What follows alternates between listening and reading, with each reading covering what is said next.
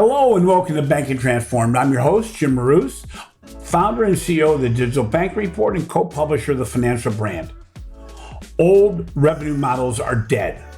As a result, financial institutions must rethink their business model and growth levers to be future ready. Subscription models make our customers' lives easier. Sometimes a touch of the button to hear a podcast, or maybe to get an automatic refill, or to get groceries delivered within an hour of ordering. Helping consumers to pay directly through their debit or credit card can generate revenue. Beyond that, there are even subscription opportunities with personalized communications. It is great to have Joan Clark, Vice President Product from Segmint, on the Banking Transformed podcast. Joan discusses the way banking can benefit immediately from the subscription economy. So welcome to the show today, Joan. We officially live in a subscription-consumed society. What was really once reserved for magazines and door-to-door encyclopedia salespeople has really become the default way we consume media, order food, hail a ride, and even buy retail products. In a digital world, subscriptions make our lives easier. What's interesting when you look at it, it's really recurring, stable sources of engagement that make businesses better, be it financial institutions or other institutions. In addition, the consumers who subscribe are obviously quite loyal. So, Joan, before we get into talking about how banks can leverage the subscription economy, can you tell us a little bit about yourself as well as a little bit about Segmint? Sure. Thanks, Jim.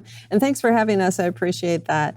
I am the VP of product for Segmint, and I've been with the team for just over 9 years. Segmint is a provider of a data analytics platform. We help financial institutions make their transaction data usable and meaningful. It's powered by AI and a very creative team. Our products both enrich the transaction data that provide insights to the financial institutions to identify the merchants where the transaction was processed, but we also identify customer insights that describe the customers who are processing those transactions. And it's all for the purpose of helping the FI deepen the relationship with the customer and help grow their business. I'm going to give a little plug for your company. On almost every podcast and every writing I do for the Financial Brand, I bring up the importance of partnering with organizations that can move your organization forward quickly and at scale. And Segmint's a great example of a way that an organization can help a financial institution leverage their data quickly, even if it's not in the greatest state within the financial institution, and bring really good revenue opportunities to the table. So we're talking today about the subscription economy, and really there's so many different ways to look at this. But what do you consider to be the current state of the subscription economy, and where do you think it's headed? Well, I think the subscription economy has really been on the rise even before the pandemic. It started, like you said, with a lot of those subscription box services like HelloFresh and Chewy.com is one that I was thinking of. But since the pandemic, it's really gotten wider and deeper in almost every industry. It makes our lives easier, as you said. And based on the research that we found, it's expected to grow to $1.5 trillion in 2025, which is really astounding, which is more than double what it was, I think, just last summer. And the other research that we found is that consumers have 5 subscriptions, which I thought was a lot. But then when I started adding what my husband and I have, like Hulu and Netflix and HelloFresh and Disney Plus, I have probably 5. So I guess I'm an average consumer, Jim. Well, it's interesting because it even goes deeper than that. Things that we don't pay for. I'm a subscriber for a lot of podcasts. I'm a subscriber to things through Amazon.com for personal care products that I have on a recurring basis. That's true. And, they're always pushing, saying, hey, do you want to subscribe for this for less money? Because they realize it's going to create a new behavior, which is really what we're talking about here.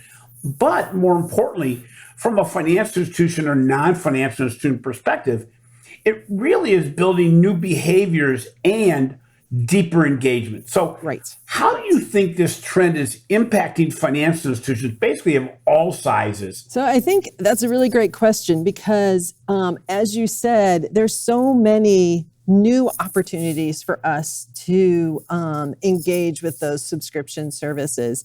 And if you think about it, the more subscription services we're making payments to, the more transactions we're processing on that financial institution's account, the stickier we're becoming with that financial institution. And once you sign up with a subscription service, switching to another card is just not easy, and we like things to be easy. But the other thing, Jim, is that it's not just those subscription box services. So it's encouraging more of that behavior, of that recurring payment behavior beyond those subscription box services is also important. So, we all have payments that include like insurance payments and cell phone payments and utility payments. So those recurring payments can also be lumped into this type of behavior that we want to encourage more of for the institution, because the more that the FI can capture that, the more likely that they're going to be the PFI for that consumer. Well, it's important also because, as you said, it's hard to unwind those. But if a consumer doesn't do it on a credit card or a debit card, we lose the interchange income, which is obviously an important revenue source. But as you said, we also lose the stickiness, because every time a consumer is relying on our financial institution to build this interchange between us and another party, it builds that relationship stronger and obviously makes it more difficult to unwind it. So how can financial institutions capitalize on this trend? Do you have any, use cases of how an organization is really taken this somewhat, something we take for granted? We know we do this, but we don't really think about it very much, and have taken it to another level where they've generated more revenue and actually made it an important source of ongoing revenue for the financial institution. Well, I think that interchange revenue is the perfect example of that, really, Jim. I think that, becoming sticky on the account by having as many transactions as possible, having the account be the hub of that consumer's payments is very, very critical. But how are they making those payments? Is it through ACH or bill pay, or is it on the credit card where, like you said, they could be earning that interchange revenue? And it seems obvious, to me, to put those subscription services like Netflix and Hulu on your card, but payments like utilities or insurance or cell phone payments, it's not so obvious. It's not really the traditional way that we've paid for utilities, but sometime during the pandemic, I made that transition because I wanted to make it easier for myself, right? I wanted to make sure that I was making that payment on a regular basis, and I didn't forget about it. Plus, if I put it on my card, then I'm getting all those rewards and that cash back on that dollar spent. So I think that is a way that the FI can capitalize on that trend. Well, and this is something to really build with the Gen X and Gen Z, because these people are right now the ones who are opening all these new credit cards. There was a study that came out yesterday that the growth in new credit cards is just enormous right now. And it's a lot with the younger consumer. Well, the younger consumer also are the ones that are most engaged in the subscription economy. It's true. So if we can bring these two elements together, and we can make it so that these people decide that this Gen X and Gen Y and Gen Z all start using the credit card as a way for making these payments, not only is it making them more entrenched, but it makes them think about the financial institution. Now, on the opposite side of that, more than just the revenue side, what your team at Segmint can do is then you can use this purchase data, this information, to build a better portfolio or view of the consumer for other services. So again, one of the things we lost as an industry over the last 20 years is as more and more payments were being done outside, as more transactions and more organizations were getting this data, we were losing the opportunity that was really expanding tremendously in the digital economy to understand our customers better, understand what they bought, what they subscribed to. I mean, if you understood what I subscribe to from a podcast basis, what I buy from Amazon on a recurring basis, what subscriptions I may have outside of this. Maybe it's with my taxi, your Uber, or with any of the other organizations. This helps you build a better profile of the consumer, correct? Yes, for sure. Yeah, so we're seeing all of those behaviors, and through our customer insights product, we can identify what, who is their customer base that are making those payments to subscription box services, or who are those that are making their payments, their cell phone payments with that account, or their utility payments with that account. And again, that's identifying those consumers that are thinking of your account as their PFI. So how can a financial institution identify recurring spend transactions? Well, it's all in the transaction data, really. There's so much information. There's a lot of valuable insights that you can get out of that transaction data. And really, Segmint is the world leader in analyzing and cleansing transactions. We take in all those transactions or consume those transactions from the FIs, and they come in and they're very raw and cryptic. And if you had to look at them, they'd be indecipherable by the human eye. But we have transaction analytics and AI that identifies both a user-friendly merchant name for which the transaction was processed, like HelloFresh or Netflix or Hulu or whoever it may be that you're actually making the payment to. And then we provide multiple levels of categorization so that you can start to see trends of where the payments are being made. So we can identify it as meal delivery service or cellular telephone services or utilities. And then we provide even a higher level of categorization like food and dining. And so with all of that categorization, they can start to use that information in their BI tools and their data modeling tools to start to understand where their customers are spending and how they can encourage more of that spend, the type of spend that they want to make more profitable customers and to help provide products and services to deepen that relationship with our customers. It's interesting, Joan, because when you talk about this and the insights we develop, this is where we can build some really good engagement, because we can really help the financial institution then going back to the consumer, their customers, and tell them about themselves to help them make better financial decisions. So when you look at the flip side of generating revenue from subscriptions, do you believe that subscription management services, or simply the ability to tell a consumer, by the way, here's a list of the subscriptions you're currently engaged in, can be a valuable asset and maybe something that we can actually charge as a subscription to consumers to provide on a regular basis? I remember a situation where I have a financial account and I had some fraud on my debit card. And the first thing that came to my mind is, oh my gosh, I'm gonna have to change my debit card number and change all my recurring payments. And I don't know what they are, I'll be honest with you. Correct. And I asked the financial institution, can you provide me this? And they go, well, no, we really can't. And immediately my trigger says, oh yeah, you can. You just don't. Well, this is a very good, level of customer experience and a great benefit for the consumer to know if their financial institution can help them identify, by the way, here's what you're currently doing. You can adjust it. There's also, there's services out there. But do you think this level of insight for the consumer is going to be table stakes going forward? I definitely do. And we can provide that data to financial institutions and to fintechs to help provide those tools to their customers and provide customer-facing applications for that. With our enrichment, merchant payment cleansing service that enriches transactions data, we actually identify the pool of merchants that are identified as recurring providers, merchants that accept recurring payments. So that would be an easy solution for us to provide that set of merchants that those customers are making payments to, and it would help them, again, reset that up when they have to open up a new card. It's actually one of our use cases that we have in our merchant payment cleansing product. Hit the nail on the head. Yeah, and there's so much available here, because we've taken this for granted. We're excited about the fact that people have recurring payments.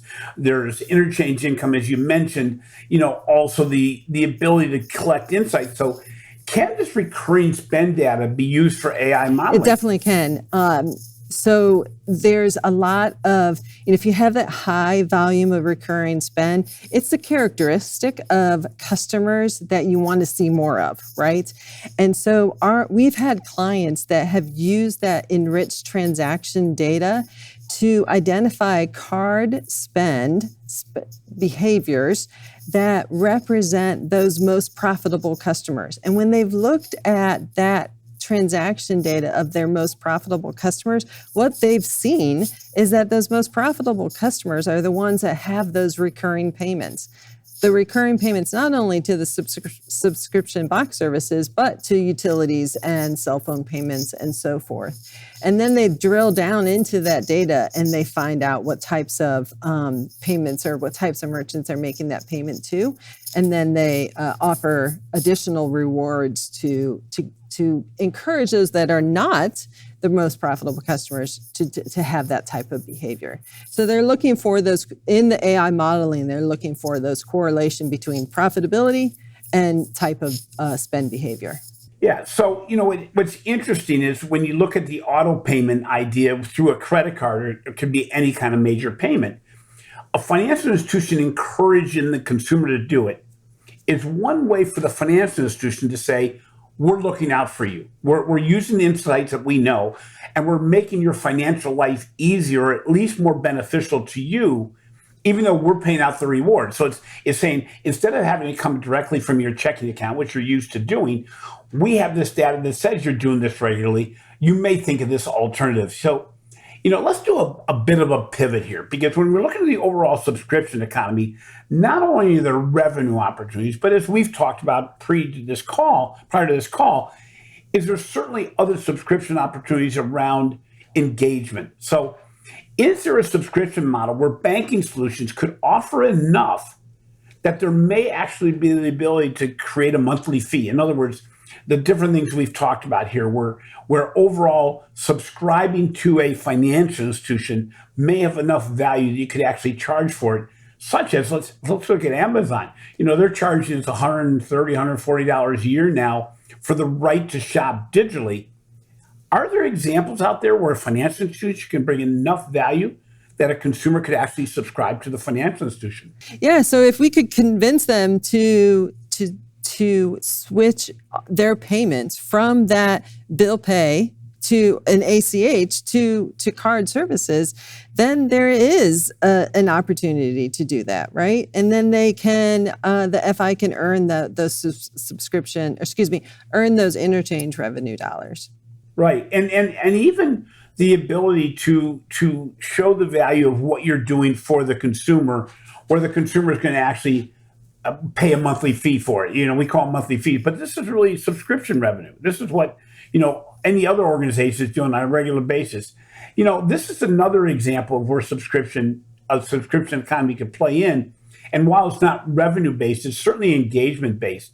We have a number of fintechs that create ongoing content, very specific content for different sets of their consumers. Some of them already focus on a specific base, but if you're to develop, let's say, an ongoing blog, an ongoing podcast, something else, and while you may not charge for it, is this another way to leverage the data we have internally to know what a customer's interests are, and then build content or connect them to content that's out there that can serve them and actually enhance the value of that relationship? Because the more we show the customer that we know them, the less likely it is that they want to go through the process of trying to find another institution who would have to know them again. Yeah, and that's really the focus of our customer insights is to deepen that customer relationship.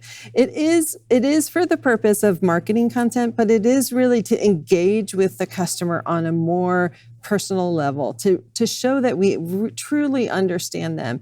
And so we see transactions that the customers are processing that really explain their priorities, their financial priorities, their what's important to them, from their children to their homes to their investment. And so we see, for example, if they're trying to figure out how to pay for college for their children, and maybe there's content on that, how to pay for college for your children, entering in the next 2 or 3 years.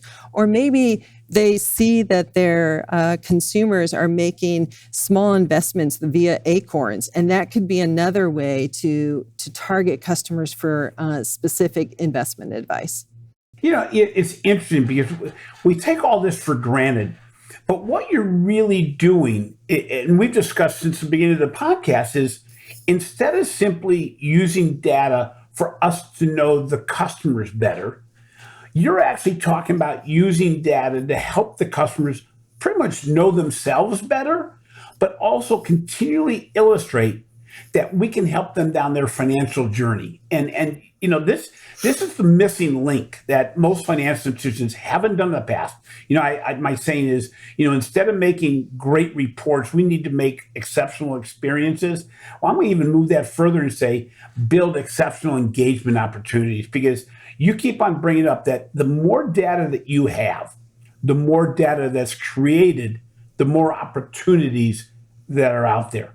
So as a wrap-up question, financial institutions obviously have an abundance of data that they're sitting on. Why is it more important than ever for financial institutions to use this data, not only to extract value and insights, but to make major strategic decisions that may involve revenue models or entire business cases? Yeah, it's so important, and it is really important.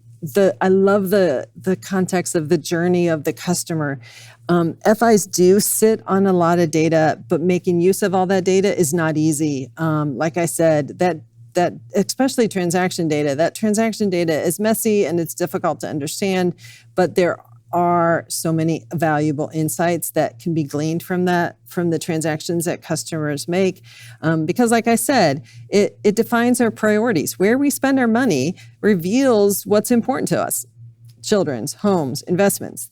But if FIs are going to look to their customers and the life events that their customers are experiencing to drive their business strategies, and really understand, not how am I going to sell a HELOC, but how am I going to help my customers put their kids through college? Or how am I going to help my customers save for retirement appropriately, have a sufficient amount of money to save for retirement? Or how am I going to help this young couple buy the next home that they're looking for? They can't ignore their customer swipes and the payments that they're making on their digital banking platform. They need all of that data to better understand their customers and what their financial goals are. And so they can use this data to really hit the ground running and really use that information to drive the institution's strategies. I said at the beginning, consumers engage in the subscription economy because it makes their life easier. We as financial institutions should be really interested in the subscription economy from a standpoint of revenue, engagement, and building a lasting relationship that's going to be more and more important to the consumer at a time that they're right now, in many cases, taking their financial institution relationship for granted. It's great to have you on the show, Joan. One thing I keep on telling everybody, I said at the beginning, I'm going to say it again.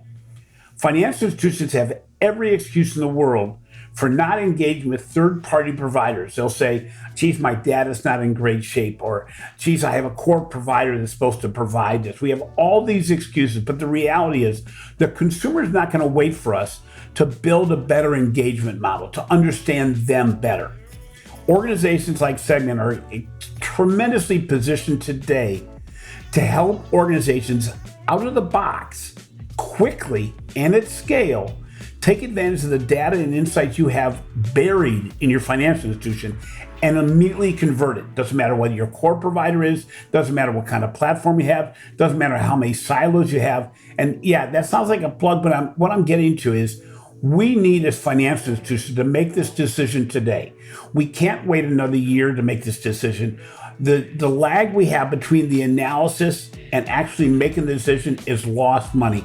Joan, how do organizations find out more about Segmint and also find out more about what you can do to get some early wins right out of the gate? So thanks so much for that fabulous wrap up, Jim. There is the best way to get a hold of us is to first go to our website and check out all of the information that we have there. We have case studies, we have use cases, we have blogs, we have so much information out there about how our data can help your financial institution take advantage of the information that you have right there readily available to you. And then you can reach out to any one of our team members either through the website or just pick up the phone, and our team can schedule some time to talk with you and walk you through step by step how to take advantage of the data that you have. Yeah, and Joan, your firm has so many case studies, so many examples of how an organization can very quickly take advantage of revenue opportunities that can more than pay for the engagement with Segmint. And I'm going to make sure people understand it because a lot of people may spell it wrong. It's segmint.com. And, Joan, great to have you on the show again, and great to have Segmint as a sponsor of this podcast. Thank you. Thanks for listening to Bank and Transform, just rated a top retail banking podcast. Also the winner of 3 international awards for podcast excellence. If you enjoyed today's interview, please give our show a 5-star rating on your favorite podcast app. In addition, be sure to catch my articles I'm writing for the Financial Brand and the research we're doing for the Digital Banking Report.